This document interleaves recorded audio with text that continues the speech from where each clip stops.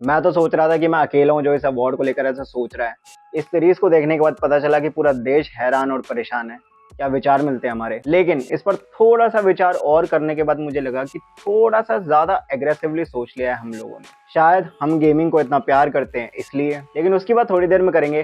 पहले हमारी आज की एकदम यूनिक फ्रेश कॉन्सेप्ट वाली वेब सीरीज गेमिंग इंसान फीचर्ड द ट्रिगर्ड इंसान ए लाइव इंसान ए निश्चय मलान। तो दिल थाम के बैठिए क्योंकि आप में से कईयों की तरह आई जस्ट लव गेमिंग और ये मेरा अभी तक का फेवरेट वीडियो होने वाला है। तो शुक्रिया साथ देने के लिए। तो सबसे पहले पॉजिटिव्स की बात कर लेते हैं। सीरीज के दो कैरेक्टर्स रियल पर्सनैलिटीज, जिनमें से एक पूरी सीरीज को ऑसम बना के रखा है वंशज नाम के एक बंदे ने। इसकी जो ये टीनेजर वाली पर्सनैलिटी है, एकदम यंगस्टर वाला जोश, बचपना, फुल ऑफ एनर्जी, बहुत टैलेंटेड, एक नहीं कई चीजों में। इसकी गेमिंग स्किल्स, कॉमिक टाइमिंग और प्रेजेंस कमाल की है। और देखा जाए तो मसाला भी इसी ने दिया है शो को। और पूरे शो का प्रो है साई। भाई मैं तो फैन बन गया हूँ और लिटरली इंस्पिरेशन लगा मुझे। तो कैसे इतना वक्त फील्ड में होने के बाद I had no idea what he has accomplished, but ये डेफिनेटली उसकी एक अकम्प्लिशमेंट है। अब भाई जो लोग देखने के सपने सजा रहे हैं, पहले से एक डिस्क्लेमर, ये सारे पॉजिटिव्स सिर्फ उन पर काम करेंगे जिन्हें गेमिंग और स्पेसिफिकली वैलोरेंट की थोड़ी सी भी समझ है या बहुत इंटरेस्ट है। नहीं तो फर्स्ट एपिसोड सबके लायक है, उसके बाद झेल नहीं पाओगे। जिनको वैलोरेंट नहीं आता उनके लिए तो भाई यही होगा कि क्या है ये, बस गन उठाकर मारना ही तो है, जैसा कि इस सीरीज में लीड का माइंडसेट भी होता है वैसे।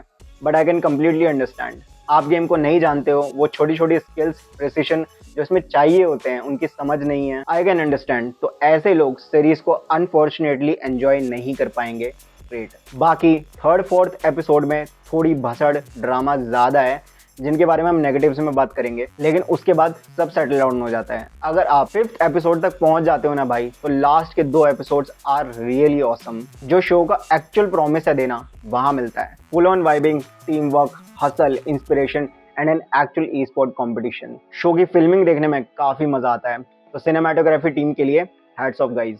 Climax was mind blowingly awesome, लेकिन अगेन ये थ्रिल सिर्फ वैलोरेंट फैंस ही फील कर पाएंगे। लास्ट पॉजिटिव, सीरीज की बिगिनिंग जो सबको सेटिस्फेक्शन देगी। सीरीज शुरू होती है मस्त इंस्पिरेशनल सॉन्ग के साथ, अच्छा है तो स्किप करने का मन नहीं करता। फिर भाई साहब के स्ट्रगल्स, पास्ट लाइफ, यहाँ तक पहुंचने की जर्नी और यहाँ तक पहुंचने का माइंडसेट, और फिर पूरी फैमिली के इंट्रोडक्शंस, कैसे मलान फैमिली ने कंटेंट क्रिएशन शुरू किया। और भाई मुझे तो इनके पिता का नाम भी इस सीरीज से ही पता चला। What a proud moment for them and happy for निश्चय। फिर निश्चय के ट्रॉमा का किस्सा जानने को मिलता है, जिससे उसका नेचर समझ में आता है।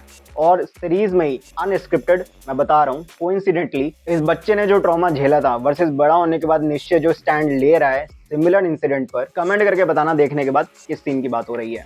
वो बात अलग है कि इससे ये भी पता चलता है that he wants to act like how his brother behaved in Bigg Boss. तो शायद इस शो का पूरा आइडिया ही अभिषेक के बिग बॉस आने के बाद आया है, क्योंकि ये भाई साहब तो जाएंगे नहीं। आगे सीरीज के मेन टॉपिक को हाईलाइट करते हुए कैसे ट्रिगर इंसान ट्रोल्स और नेगेटिव कमेंट से परेशान आकर अब एक प्रो गेमर बनना चाहता है, कैसे वो अपने नेटवर्क में प्रो गेमर्स की मदद मांगता है, अपने फॉलोवर्स को बताता है, और ये सब क्या सोचते हैं उसके इस फैसले के बारे में।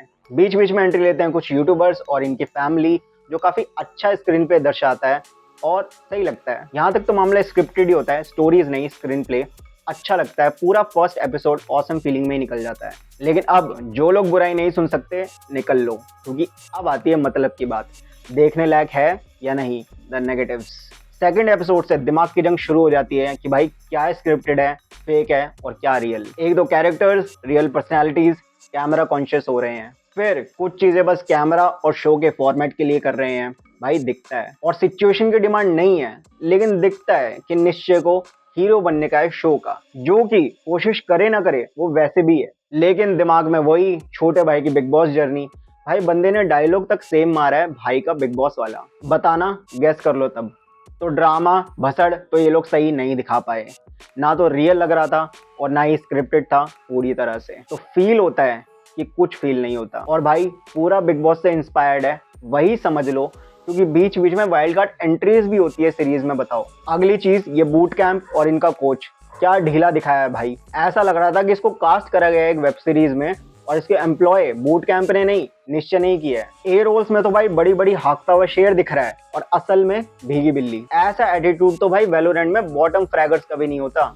जो इस सीरीज में कोच का है। और भाई वेलो की बात कर लें तो वैलोरेंट गेम्स को किस तरह से दिखाया जाता है टीम को 4th एपिसोड तक समझ नहीं आता। अब हम वैलोरेंट के फैंस हैं भाई, कौन क्या एजेंट है, कहाँ स्टैंड करता है, क्या ग्रोथ है, कुछ नहीं दिखाते ये लोग। और भाई कुछ कुछ चीजें तो सही में डिस्टर्बिंग थी, जैसे इसे ग्राइंड करना है, प्रो गेमर बनना है, लेकिन अपने कंफर्ट जोन के साथ। मैं स्पॉइलर नहीं दे सकता भाई, शो देखकर समझ जाओगे, लेकिन चलो ये शेयर कर सकता हूँ, बंदे को कंटेंट क्रिएट करना है अभी और हफ्ते का एक एक वीडियो, और साथ में ये करना है। ये तो कुछ ऐसा हो गया कि अभिषेक मलान बिग बॉस से कह रहे हैं कि मैं दिन में बिग बॉस में रहूंगा और रात को कंटेंट बनाऊंगा, और बिग बॉस मान भी गए। वाह भाई, बंदा अभिषेक 1.5 महीने का कंटेंट बना के गया था। इसे बोलते हैं कंटेंट क्रिएशन की रिस्पॉन्सिबिलिटी।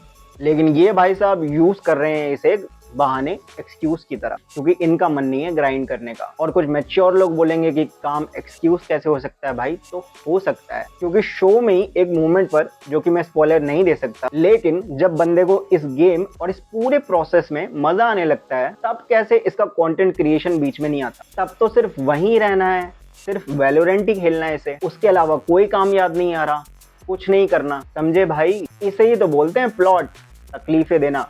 अब द प्रॉब्लम इज कि जो चीज ये एक्सेप्ट नहीं कर पा रहे और ज्यादा लोग नहीं कर पाते कि हम असल में चीज क्या है। Normal gamer, average gamer, noob versus pro gamer, e sports gamer. अब कौन होगा भाई जो खुद को प्रो नहीं सुनना चाहेगा, हाथ में ट्रॉफी उठाकर ई स्पोर्ट एथलीट बोल के इंट्रोड्यूस नहीं करवाना चाहेगा। लेकिन जो सवाल हम खुद से नहीं पूछते हैं, क्या मैं ये हूँ?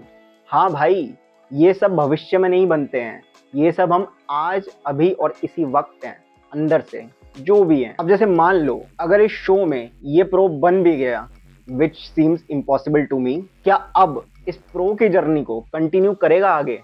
Of course not, because he is not this from inside.